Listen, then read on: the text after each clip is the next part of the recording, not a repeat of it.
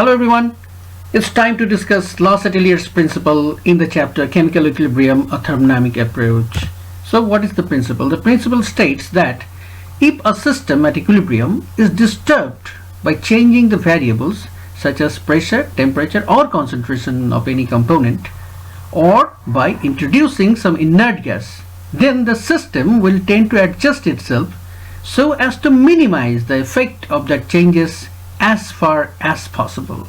So this is the Chatellier's principle. It means the parameters such as pressure, temperature, concentration or some external agency, external substances, some foreign substances, if they are introduced by changing these four parameters, then there must be some effect on the equilibrium constant. But equilibrium constant is a constant. Okay, so this effect must be minimized. Okay, yes, at constant temperature, equilibrium constant is temperature, but when temperature is changed, equilibrium constant also changes. But how this change is taking place, how this effect of temperature is minimized? Okay, and in case of constant, in case of change in pressure, it is always a constant. In case of change in concentration, it is always a constant, equilibrium constant. Or for the fourth parameter also the same thing happens. So in those cases, whether the reaction is moving in the forward direction or backward direction, we have to find it out. Okay, and also in case of temperature change also, we have to find out whether the reaction is moving in the forward direction or in the backward direction. Okay, so first of all, variation of equilibrium constant with change in temperature, and in this regard we have to recall the Van 't Hoff isochord, and the Van 't Hoff isochord is dln Kp by dt equals to delta H by RT squared. Okay, this is already discussed in the lecture number 7. Okay, no, lecture number 8. Okay, lecture number 8, this is already discussed, that how the slope of the reaction changes. That means ln Kp, log Kp is changing. That means also conversely Kp is also changing, isn't it? So this is also discussed. We have discussed there that with the negative value of delta H, that means if the reaction is exothermic, then there is decrease in the value of Kp with increase in temperature. Okay, that is the reaction shifts from right to left.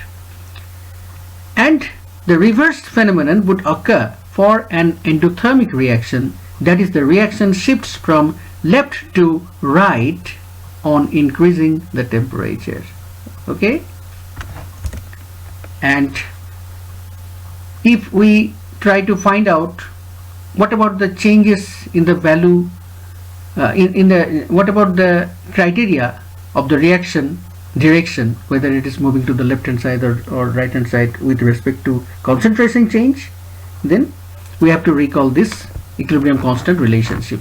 Suppose we take a generalized chemical reaction. Okay, A moles of A, B moles of B and so on, producing P moles of P, Q moles of Q and so on. Okay, and the temperature is kept constant, the pressure is kept constant, and the equilibrium constant expression in terms of concentration is this one. Okay, concentration of P to the power number of moles of P, concentration of C, concentration of Q to the power stoichiometry of Q. Okay, and in the denominator, concentration of A to the power number of moles of A or stoichiometry of A, concentration of B to the power number of moles of B or stoichiometry of B and so on. And when you are taking the note from these slides, then ignore this. I have just rewritten this here in order to make our discussion more convenient. Okay, if it is visible here, then the discussion would be more easier to understand. Okay, so do not just ignore this, do not write this for the second time. So since at constant temperature and pressure Kc becomes constant, then according to the Chatellier's principle, what happens? Suppose some product, say P, Q, R, etc., whatever, they are introduced, or suppose some reactants, they are removed from the reaction. Very simple. Then in which direction the reaction would move? Definitely from right to left, isn't it? Because the products are increasing and reactions are decreasing, so definitely the product would try to decrease their amount, and the reactants would try to increase their amount. In order to do this, the reaction would shift to the backward direction in order to keep Kc constant. So introduction of a little product, say PQ, etc., or removal of any reactant, say A, B, etc., will shift the equilibrium to the left, that is towards the backward direction, to adjust the amount of the reactants in order to keep Kc constant, and vice versa. The second statement is just the reversed statement. This is also correct. That means similarly, removal of any product or introduction of a little reactant will shift the reaction to the right, that is towards the forward direction. This action will lead to obtain a high yield of the product. That means if you are trying to just increase the yield of the reaction, that means the production, if you are trying to get a higher production value, then in order to do this, you have to remove the products in time to time and introduce the reactants time to time. Then you will always get a forward direction reaction, and the production will be very high. Okay, the yield would be very high.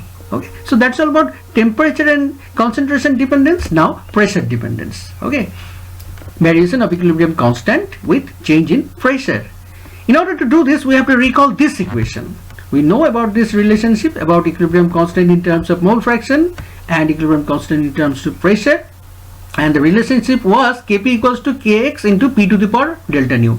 And if this is written in the reversed order, keeping the P term in the right hand side as usual, then it becomes Kx equals to Kp into P to the power minus delta nu.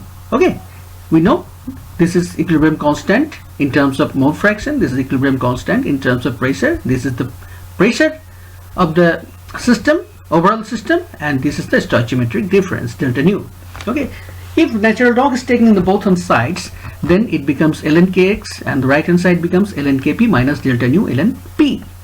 And this equation, when differentiated with respect to pressure at constant temperature, then it becomes d ln kx by dp equals to d ln kp by dp as usual, minus delta nu into differentiation of ln p, that means 1 by p.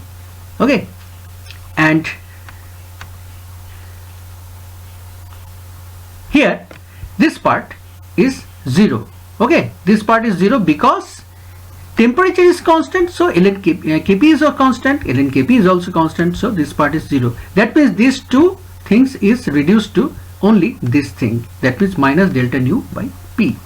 Okay, so this is just this from this equation, taking natural log and taking differentiation with respect to pressure at constant temperature, we get the relationship d ln kx by dp equals to minus delta nu by p. So we have this equation. This line also you will ignore when taking the note. Okay, just for our convenience, I have rewritten this here. Now let us discuss over this. Let us analyze this equation. When delta nu is negative, that means if the number of reactants is higher, okay, number of moles of the reactants is higher and the number of products is less, then delta nu must be negative, such as in production of ammonia. It is minus 2, minus 3 hydrogen plus 1 nitrogen equals to 2 ammonia. So 2 minus 3 plus 1, that means minus 2. Okay, so this way when delta nu is negative, then negative into negative, that means the whole thing is positive. That means these two are directly proportional. Okay, Kx is directly proportional to P, so K will increase with increase in pressure. So when the pressure is increased, the reaction would move towards the right hand side, that means in the forward direction.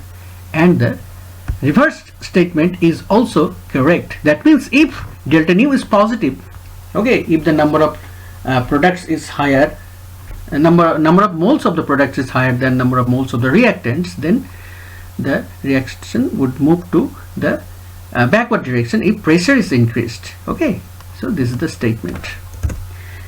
Now demonstrate the effects of temperature and pressure in the following reactions. So we have to elaborate by taking some examples where nitrogen and hydrogen reacting to produce ammonia, where the delta H0 value is given as minus 3 kilojoule, and also the decomposition of PCl5.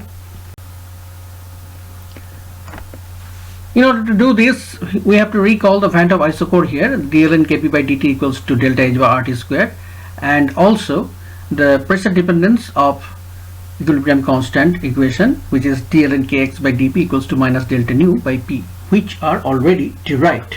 For the first equation, for the first reaction here, delta nu is 2 minus 3 minus 1, that means minus 2, isn't it? And hence, by comparing with this equation, okay, we can conclude that the backward reaction would take place on increasing the temperature and forward reaction would take place on increasing the pressure. Also from this equation also we are taking the help of this equation, because this is an exothermic reaction. This value is negative. This is an exothermic reaction, so delta H is negative. If delta H is negative, then the slope would be positive, as we have come to know from the 8th lecture. Okay, and here we have concluded that pressure, temperature and equilibrium constant are inversely proportional, whereas the pressure and the equilibrium constant is directly proportional here. So for the first case, on increasing the temperature, reaction would take place in the backward direction, and vice versa also. That means on decreasing the temperature, reaction may take place in the forward direction. And for pressure, here you find that delta nu is negative. That means the whole term is positive. Okay, so kx and dp, their differentiation is positive. That means they are directly proportional to each other. So if p is increased, kx increases. That means production would increase. So the reaction would shift to the forward direction. Okay, so this is elaboration of the first reaction. I hope it is clear to all of you. And secondly, the decomposition of PCl5. So all three are in the gaseous state. So one more thing, you know that, although I am repeating, that if they are in the liquid states, then their number of moles are not count. Okay, only the gaseous number of moles of the gaseous substances are count. Okay, so here the delta H value is 492 kilojoule. That means it is positive, and delta nu is also positive. So definitely it would produce a negative slope. That means the reaction would decrease with increasing temperature, and here, since delta nu is positive, then the backward reaction would take place on increasing the pressure. Therefore, we can conclude here the forward reaction would take place on increasing temperature, and the backward reaction would take place on increasing the pressure. And the reverse statement is also correct. That means if you decrease the temperature, then the backward reaction would take place, and if you decrease the pressure, then forward reaction would take place. So these are the elaborations. So thank you. Have a nice day.